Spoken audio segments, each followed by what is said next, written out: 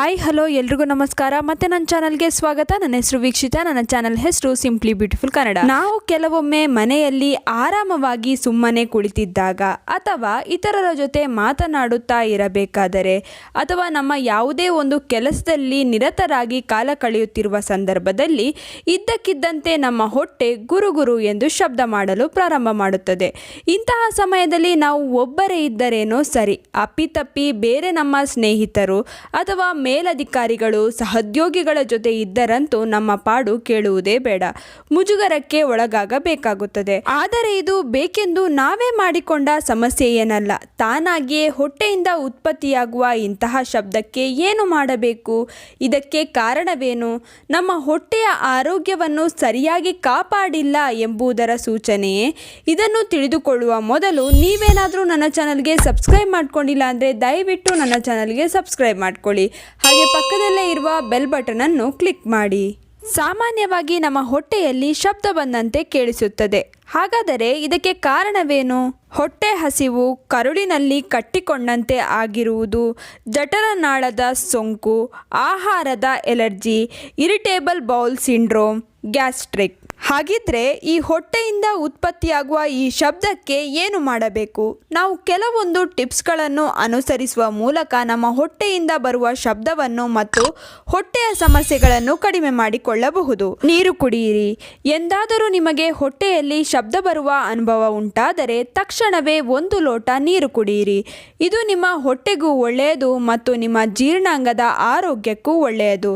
ಕೆಲವೊಮ್ಮೆ ಹೊಟ್ಟೆ ಖಾಲಿ ಇದ್ದರೆ ಈ ರೀತಿ ಶಬ್ದ ಬರುತ್ತದೆ. ಹಾಗಾಗಿ ಹೊಟ್ಟೆ ತುಂಬ ನೀರು ಕುಡಿದು ನೀವು ಶಬ್ದವನ್ನು ಕಡಿಮೆ ಮಾಡಿಕೊಳ್ಳಬಹುದು.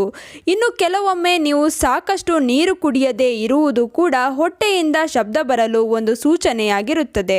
ನಿಧಾನವಾಗಿ ನೀರು ಕುಡಿಯುವುದರಿಂದ ನಿಮ್ಮ ಹೊಟ್ಟೆಯಲ್ಲಿನ ಗಾಳಿ ಕಡಿಮೆಯಾಗಿ ಹೊಟ್ಟೆಗೆ ಸಂಬಂಧಪಟ್ಟ ಶಬ್ದಗಳು ನಿವಾರಣೆಯಾಗುತ್ತದೆ. ಏನಾದರೂ ಆಹಾರ ಸೇವಿಸಿ. ನಿಮ್ಮ ಹೊಟ್ಟೆ ತುಂಬ ಹಸಿದಿದ್ದರೆ ಅದು ಕೂಡ ಹೊಟ್ಟೆಯಿಂದ ಬರುವ ಶಬ್ದಕ್ಕೆ ಒಂದು ಕಾರಣವಾಗಿರಬಹುದು. ಹಾಗಾಗಿ ಹೊಟ್ಟೆಯಿಂದ ಬರುವ ಶಬ್ದಗಳು ನಿಮಗೆ ಆಹಾರ ತಿನ್ನಲು ಹೇಳುವ ಕರೆಗಂಟೆ ಆಗಿರಬಹುದು. ಈ ಸಮಯದಲ್ಲಿ ತಕ್ಷಣವೇ ನಿಮಗೆ ಯಾವುದೇ ಆರೋಗ್ಯಕರವಾದ ಆಹಾರ ಸಿಕ್ಕಿದರೂ ಅದನ್ನು ಸೇವಿಸಿ. ಕೆಲವರಿಗೆ ಪ್ರತಿನಿತ್ಯವೂ ಒಂದೇ ಸಮಯಕ್ಕೆ ಹೊಟ್ಟೆ ಈ ರೀತಿ ಶಬ್ದ ಮಾಡುತ್ತದೆ. ಅಂಥವರು ಮರುದಿನ ಮತ್ತೆ ಆ ಸಮಯ ಬರುವುದಕ್ಕೆ ಮುಂಚೆಯೇ ಸ್ವಲ್ಪ ನೀರು ಸೇವಿಸಿ ಆಹಾರವನ್ನು ತಿನ್ನುವುದರಿಂದ ಈ ಸಮಸ್ಯೆಯಿಂದ ಪಾರಾಗಬಹುದು. ಇನ್ನು ಹೆಚ್ಚಾಗಿ ಒಂದೇ ಬಾರಿ ಅತಿ ಹೆಚ್ಚು ಆಹಾರ ಸೇವಿಸುವುದನ್ನು ಬಿಟ್ಟು ದಿನದಲ್ಲಿ ಆಗಾಗ ಸ್ವಲ್ಪವೇ ಆಹಾರವನ್ನು ಸೇವಿಸಲು ಮುಂದಾಗುವುದು ಕೂಡ ಹೊಟ್ಟೆಯ ಆರೋಗ್ಯಕ್ಕೆ ತುಂಬ ಒಳ್ಳೆಯದು. ಆಹಾರವನ್ನು ಸರಿಯಾಗಿ ಜಗಿದು ತಿನ್ನಿ. ನಮ್ಮಲ್ಲಿ ಹಲವರು ಆಹಾರವನ್ನು ಸರಿಯಾಗಿ ಜಗಿಯದೆ ಗಬಗಬನೆ ತಿಂದು ಬಿಡುತ್ತಾರೆ. ಹೀಗಾಗಿ ಅರ್ಧಂಬರ್ಧ ಜಗಿದ ಆಹಾರ ಹೊಟ್ಟೆಯ ಜೀರ್ಣಾಂಗ ಸೇರಿ ಮಧ್ಯೆ ಗಾಳಿ ತುಂಬಿಕೊಂಡಿರುವುದರಿಂದ ಅಜೀರ್ಣತೆ ಮತ್ತು ಗ್ಯಾಸ್ಟ್ರಿಕ್ ಸಮಸ್ಯೆ ಉಂಟಾಗುತ್ತದೆ. ಇದು ಕರುಳಿನ ಭಾಗದಲ್ಲಿ ಶೇಖರಣೆಯಾಗಿ ಹೊಟ್ಟೆಯಿಂದ ಶಬ್ದ ಬರಲು ಕಾರಣವಾಗುತ್ತದೆ. ಆದ್ದರಿಂದ ಆಹಾರವನ್ನು ಸರಿಯಾಗಿ ಜಗಿದು ಸೇವಿಸಿ. ಹೆಚ್ಚು ಸಕ್ಕರೆಯುಕ್ತ ಆಹಾರಗಳನ್ನು ಸೇವಿಸಬೇಡಿ. ನಿಮ್ಮ ಆಹಾರದಲ್ಲಿ ಆದಷ್ಟು ಉಪ್ಪಿನಂಶ ಮತ್ತು ಸಕ್ಕರೆ ಅಂಶ ಕಡಿಮೆ ಇರಬೇಕು. ಇದು ನಿಮ್ಮ ಜೀರ್ಣ ಪ್ರಕ್ರಿಯೆಗೆ ಸಹಕಾರಿ. ಜೀರ್ಣಾಂಗಕ್ಕೆ ಸಂಬಂಧಪಟ್ಟ ಯಾವುದೇ ಅವ್ಯವಸ್ಥೆಗಳು ಕಾಡುವುದಿಲ್ಲ. ಹೆಚ್ಚು ಸಕ್ಕರೆ ಅಂಶಗಳನ್ನು ಹೊಂದಿರುವ ಆಹಾರವನ್ನು ಸೇವಿಸಿದರೆ ಅಜೀರ್ಣತೆ, ಎದೆಯುರಿ ಮತ್ತು ಹೊಟ್ಟೆ ನೋವು ಕಾಡಲು ಪ್ರಾರಂಭವಾಗುತ್ತದೆ. ಹಾಗಾಗಿ ಇಂಥ ಆಹಾರಗಳ ಬಗ್ಗೆ ಗಮನವಹಿಸಿ. ಇದು ಕೂಡ ಹೊಟ್ಟೆಯಿಂದ ಬರುವ ಶಬ್ದಗಳಿಗೆ ಕಾರಣ.